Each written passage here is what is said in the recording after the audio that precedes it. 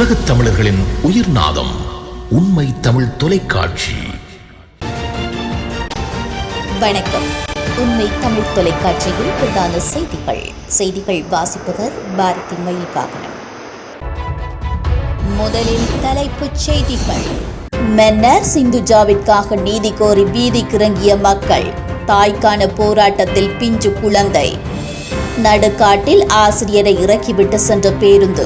தமிழர் பகுதியில் சம்பவம். விடுதலை புலிகளின் தலைவர் பிரபாகரன் உயிரோடு உள்ளார். சுவிஸில் வெடித்தது புதிய சர்ச்சை. இந்தியாவில் மனைவியை மோட்டார் சைக்கிளில் கட்டி நடுவீதியில் இழுத்துச் சென்ற கணவன். கேரளாவில் ஏற்பட்ட மிக மோசமான பேரிடர். மனித மண்டையோடுகள், உடல் பாகங்கள் மீட்பு. திடீரென தாக்கிய மின்னல். பிரித்தானியாவில் பற்றி எரிந்த வீடு. ஜெர்மன் தலைநகரில் பூமிக்கடியில் உருவாக்கப்படும் ராட்சத பள்ளங்கள் எதற்காக தெரியுமா? 3 மகள்களுக்கும் வாயில் மிளகாய் வைத்து அடித்து சித்திரவதை செய்த தந்தை. இனி விரிவான செய்திகள். மன்னர் மாவட்ட பொது வைத்தியசாலையில் சிகிச்சைக்காக அனுமதிக்கப்பட்டு உயிரிழந்த சிந்துஜாவிற்கு நீதி கோரி பொதுமக்கள் இன்று ஆர்ப்பாட்டம் ஒன்றினை முன்னெடுத்தனர்.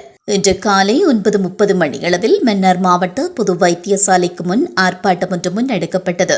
இந்த போராட்டத்தின் போது நூற்றுக்கணக்கான மக்கள் கலந்து கொண்டிருந்ததோடு கருப்பு துணியால் தங்களது வாயை கட்டி கையில் கருப்பு கொடியை ஏந்தியவாறு ஆர்ப்பாட்டத்தில் ஈடுபட்டனர். கடந்த மாதம் 28ஆம் தேதி சிகிச்சைக்காக அனுமதிக்கப்பட்டிருந்த ஒரு பிள்ளையின் தாயான சிந்துஜா நோயாளர் விடுதியில் இருந்து வைத்தியர் மற்றும் பணியாளர்களின் அசமந்த போக்கு காரணமாக உயிரிழந்திருந்தார். இந்த நிலையில் சிந்துஜா மெரியராஜின் மரணம் தொடர்பாக ஆரம்பகட்ட விசாரணைகள் நடைபெற்று 1 வாரம் கடந்த போதும் இதுவரை எந்தவித நடவடிக்கையும் மேற்கொள்ளவில்லை என குற்றம் சுமத்தப்பட்டு இந்த போராட்டமானது முன்னெடுக்கப்பட்டது. இதேவேளை குறித்த போராட்டத்தில் உயிரிழந்த சிந்துஜாவின் தாயார் சிந்துஜாவின் பிஞ்சு குழந்தையோடு கலந்து கொண்டிருந்தமை பார்ப்பவர்கள் நெஞ்சங்களை கலங்கச் செய்திருந்தமை குறிப்பிடத்தக்கது. இந்த நிலையில் சிந்துஜாவின் மரணத்திற்கு நீதி கோரி யாழ்ப்பாணத்தை சேர்ந்த வைத்தியர் செந்தூரன் இன்றைய தினம் உண்ணாவிரத போராட்டத்தை ஆரம்பித்திருந்தமையும் குறிப்பிடத்தக்கது. ஆசிரியர் ஒருவரை நடுக்காட்டில் இறக்கிவிட்டு சென்ற பேருந்து மீது குறித்த ஆசிரியர் வாழைச்சேனை போலீசில் முறைப்பாடு செய்துள்ளார். கல்முனை யாழ்ப்பாண சேவையில் ஈடுபடும் இலங்கை போக்குவரத்து சபை மட்டக்களப்பு சாலைக்கு சொந்தமான பேருந்தில் பயணித்த ஆசிரியர் ஒருவருக்கு இந்த துயர சம்பவம் இடம்பெற்றுள்ளது. இந்த சம்பவம் குறித்து பாதிக்கப்பட்ட ஆசிரியர் கூறுகையில், மட்டக்களப்பு எல்லை கிராமப்புற பாடசாலையிலிருந்து ஊட்டமாவடிக்கு வருவதற்காக குறித்த பேருந்தில் பயணித்த போது இடைநடுவே தனது பிரயாணிப்பை பேருந்திலிருந்து தவறி விழுந்துவிட்டதாகவும், இதனை நன்கு அவதானித்த சாரதி பேருந்தை நிறுத்தி என்னுடைய பையை எடுத்து வரும் வரையில் காத்திருப்பதாகவும் கூறினார். குறித்த பையை எடுக்க சென்ற போதும் யானைகள் நடமாட்டமுள்ள காட்டுக்குள் தன்னை தன்னந்தனியாக விட்டுச் சென்று விட்டதாகவும், உயிருக்கு உத்தரவாதம் இல்லாத அந்த நடுக்காட்டில் கொளுத்தும் வெயிலில் சுமார் 1.5 மணித்தியாலங்கள் அச்சத்தோடு காத்திருந்து ஓட்டமாவடி வந்தடையும் துர்ப்பாக்கிய நிலை ஏற்பட்டதாகவும் குறித்த ஆசிரியை தெரிவித்துள்ளார்.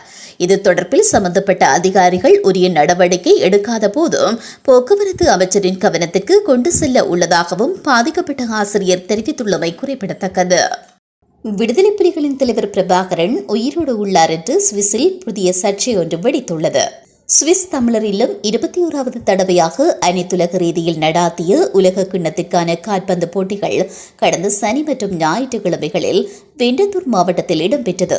சுவிஸில் தெரிவு செய்யப்பட்ட அணிகளுடன் அமெரிக்க மற்றும் ஐரோப்பிய நாடுகளிலுமிருந்து வீராங்கனைகள் போட்டியில் கலந்து கொண்டனர். குறித்த நிகழ்வுகள் இடம்பெற்றிருந்த நிலையில் சனிக்கிழமையன்று மைதானத்தில் சலசலப்பு ஏற்பட்டதாக தெரிவிக்கப்படுகிறது. தமிழர் ஒருங்கிணைப்பு குழுவின் தலைவராக கடந்த 4ஆம் தேதி பொறுப்பேற்றுக் கொண்ட ரகுபதி என்பவருக்கும் முன்னாள் பொறுப்பாளரான ரகு குழுவினருக்கும் இடையில் வாக்குவாதம் ஏற்பட்டது. இதற்கெல்லாம் பிளவுகளுக்கெல்லாம் அண்மை காலமாக சுவிட்சர்லாந்தில் பரவி வரும் விடுதலை புலிகளின் தலைவர் வேலுப்பிள்ளை பிரபாகரன் உயிரோடு இருக்கிறார், அவரது புதல்வி துவாரகா உயிருடன் இருக்கிறார் என்கின்ற விடயங்களே காரணமாக அமைந்துள்ளதாக பலரும் கருத்து தெரிவிக்கின்றனர். துவாரகாவின் வருகை என்ற விடயங்கள் உண்மை என்றும் போலி என்றும் தமிழர் தரப்பில் இருவேறு கருத்துக்கள் நிலவி வருகின்ற சந்தர்ப்பத்தில் அண்மையில் ரகுபதி என்பவர் விடுதலை புலிகளின் தலைவர் வேலுப்பிள்ளை பிரபாகரனை தான் நேரில் சந்தித்ததாகவும் அவர் தன்னை கட்டியணைத்து கண்ணீர் சிந்தியதாகவும் கூறி பெரும் சர்ச்சையை ஏற்படுத்தினார். தலைவர் தன்னையே தமிழர் ஒருங்கிணைப்பு குழுவை தலைமை தாங்கி ஏற்று நடாத்துமாறு பணித்ததாகவும் கூறிய ரகுபதி தலைவராக இருந்த ரகுவை பதவியை விட்டு விலகும்படியும் கேட்டிருந்தார். இந்த நிலையில் ரகு இதனை ஏற்றுக்கொண்டு முரண்பாடுகளை தோற்றுவிக்க கூடாதென்றெண்ணி பதவியில் இருந்து விலகியதாக கூறப்படுகிறது.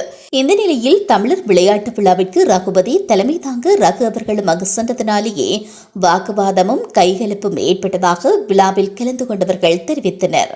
மதுபோதையில் தனது மனைவியை மோட்டார் சைக்கிளில் கட்டி கணவன் தரதரவென்று இழுத்து சென்று பதபதைக்க வைக்கும் காணொளி வைரலாகி வருகிறது. இந்தியா ராஜஸ்தான் மாநிலம் நகவூர் மாவட்டம் நரசிங்காபுர கிராமத்தில் இந்த சம்பவம் இடம்பெற்றுள்ளது. இந்த கிராமத்தை சேர்ந்த 32 வயதான பிரேமராம் என்பவர் மதுபோதைக்கு அடிமையான நிலையில் அடிக்கடி தனது மனைவியை அடித்து துன்புறுத்தி வந்துள்ளார். இந்த நிலையில் மதுபோதையிலிருந்து பிரேமராம் தனது மனைவியை மீண்டும் தாக்கியுள்ளார். பின்னர் தனது மோட்டார் சைக்கிளில் மனைவியின் கைகளை கட்டிய பிரேமராம் தரதரவென்று இழுத்து சென்றுள்ளார். இந்த சம்பவம் கடந்த மாதம் நடைபெற்ற நிலையில் இது தொடர்பான காணொளியானது தற்போது சமூக வலைதளங்களில் வைரலாகி வருகிறது. இந்தியா கேரளா வயநாட்டில் கடந்த ஜூலை 30 கொட்டி தீர்த்த கனமழையினால் ஏற்பட்ட மண் சரிவில் சுரல்மலை, முண்டக்கை, அட்டமலை உள்ளிட்ட கிராமங்கள் முற்றாக பாதிக்கப்பட்டன. இந்த மண் சரிவு பல உயிர் சேதங்களை ஏற்படுத்தியதோடு கேரளாவில் ஏற்பட்ட மிக மோசமான இயற்கை பேரிடரில் ஒன்றாக கருதப்படுகிறது.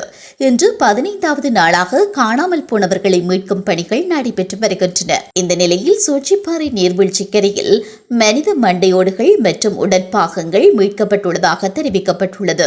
மோசமான வானிலையின் காரணமாக தேடுதல் பணி கடினமாக உள்ளதாக மீட்புக் குழுவினர் தெரிவித்துள்ளதோடு இதுவரையில் வயநாடு மண் சரிவில் சிக்கி சுமார் 420க்கும் அதிகமானோர் உயிரிழந்ததாகவும் தெரிவிக்கப்பட்டுள்ளமை குறிப்பிடத்தக்கது. பிரித்தானியாவின் ஏவிமோர் பகுதியில் மின்னல் தாக்கியதில் வீடு ஒன்று தீப்பிடித்து எரிந்த சம்பவம் அதிர்ச்சியை ஏற்படுத்தியுள்ளது.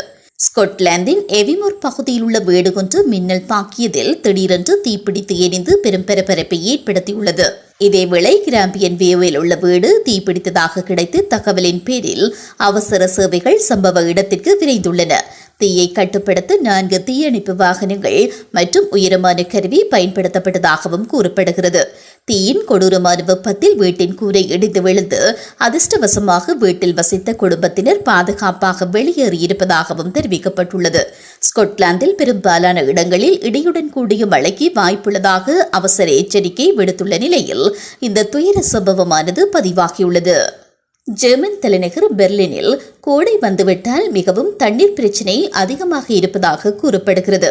தண்ணீர் பிரச்சனையை சமாளிப்பதற்காக பெரிய பெரிய பள்ளங்கள் தோண்டி பூமிக்கடியில் தண்ணீரை சேகரிப்பதற்காக அதிகாரிகள் திட்டமிட்டு வருகின்றனர். அந்த பெரிய பள்ளங்களில் மழை நீரை சேகரித்து அந்த நீரை சுத்திகரிப்பு நிலையத்திற்கு அனுப்பி பயன்பாட்டிற்கு நீராக மாற்றுவதுதான் இதன் திட்டமாக உள்ளது. அந்த வகையில் இதுவரை 9 சேமிப்பகங்கள் உருவாக்கப்பட்டுள்ளதாக கூறப்பட்டுள்ளது. பெர்லினில் பெருமழை என்றாலே இன்னொரு பிரச்சனையும் உருவாகிவிடுகிறது. சாக்கடைகள் நிரம்பி வழிய ஆரம்பித்து விடுகிறதாம்.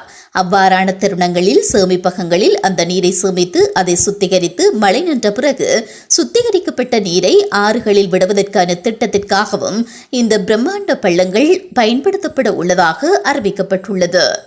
சுவிட்சர்லாந்து ஆர்கோவில் வசிக்கும் துருக்கியர் ஒருவர் தனது 3 மகள்களின் உடல் மற்றும் மன நலனுக்கு ஆபத்தை விளைவித்ததாக குற்றம் சாட்டப்பட்டுள்ளார். சூடான அடுப்பு தட்டுகளில் கைகளை அழுத்துவது, வெந்நீருக்கு அடியில் கைகளை பிடிக்கும்படி கட்டாயப்படுத்துவது, சூடாக்கப்பட்ட கத்தியால் எரிப்பது உள்ளிட்ட கடுமையான துஷ்பிரயோகங்களை அவர் மேற்கொண்டுள்ளதாக கூறப்படுகிறது. மேலும் அவர்களின் வாயில் மிளகாயை வைத்தும் கட்டைகள், பெல்ட்டுகள் மற்றும் பிற பொருட்களால் அடித்து சித்திரவதை செய்துள்ளதாகவும் கூறப்படுகிறது. இந்த நிலையில் மூத்த மகள் பள்ளியை தொடங்கியவுடன் துஷ்பிரயோகம் நிறுத்தப்பட்டதாகவும் பல ஆண்டுகளுக்கு பிறகு தற்போது வயது வந்தவள் அவளும் அவளுடைய உடன்பிறப்புகளும் தங்கள் தந்தை குறித்து முறைப்பாடினை வழங்குவதற்கு முடிவு செய்ததாகவும் செய்திகள் வெளியாகியுள்ளன. கடந்த செப்டம்பர் 2022 இந்த சம்பவமானது இடம்பெற்றுள்ளது. குறித்த நபர் தனது மூத்த மகளை உடல் ரீதியாக தாக்கி வாக்குவாதத்தின் போது தற்கொலை மிரட்டல் விடுத்துள்ளார். தற்போது கிடைத்துள்ள முறைப்பாட்டை அடுத்து குறித்த தந்தை 18 நாட்கள் விசாரணைக்கு முந்தைய தடுப்பு காவலில் வைக்கப்பட்டுள்ளார். மேலும் அவருக்கு அபராதம் விதிக்கப்பட்டுள்ளது. குற்றங்களில் தீவிரம் இருந்த போதிலும் இந்த நீதிமன்ற விசாரணையும் நடத்தப்படவில்லை. ஏனெனில் பொருந்தக்கூடிய தண்டனை ஒரு அபராத உத்தரவின் மூலம் கையாளப்படும் வரம்பிற்குள் வருவதாக கூறப்பட்டுள்ளது. மீண்டும் தலைப்புச் செய்திகள். மன்னர் சிந்துஜாவிற்காக நீதி கோரி வீதிக்கு இறங்கிய மக்கள். தாய்க்கான போராட்டத்தில் பிஞ்சு குழந்தை. நடுக்காட்டில் ஆசிரியரை இறக்கிவிட்டு சென்ற பேருந்து. தமிழர் பகுதியில் சம்பவம். விடுதலை புலிகளின் தலைவர் பிரபாகரன் உயிரோடு உள்ளார். சுவிஸில் வெடித்தது புதிய சர்ச்சை. இந்தியாவில் மனைவியை மோட்டார் சைக்கிளில் கட்டி நடுவீதியில் இழுத்துச் சென்ற கணவன். கேரளாவில் ஏற்பட்ட மிக மோசமான பேரிடர். மனித மண்டையோடுகள், உடல் பாகங்கள் மீட்பு. திடீரென தாக்கிய மின்னல். பிரித்தானியாவில் பற்றி எரிந்த வீடு. ஜெர்மன் தலைநகரில் பூமிக்கடியில் உருவாக்கப்படும் ராட்சத பள்ளங்கள் எதற்காக தெரியுமா? 3 மகள்களுக்கும் வாயில் மிளகாய் வைத்து அடித்து சித்திரவதை செய்த தந்தை. இத்துடன் இந்த செய்திகள் நிறைவடைகின்றன. மேலதிக செய்திகளை தெரிந்து கொள்ள உண்மை தமிழ் தொலைக்காட்சியோடு இணைந்திருங்கள். வணக்கம். உலகத் தமிழர்களின் உயிர்நாதம் உண்மை தமிழ் தொலைக்காட்சி.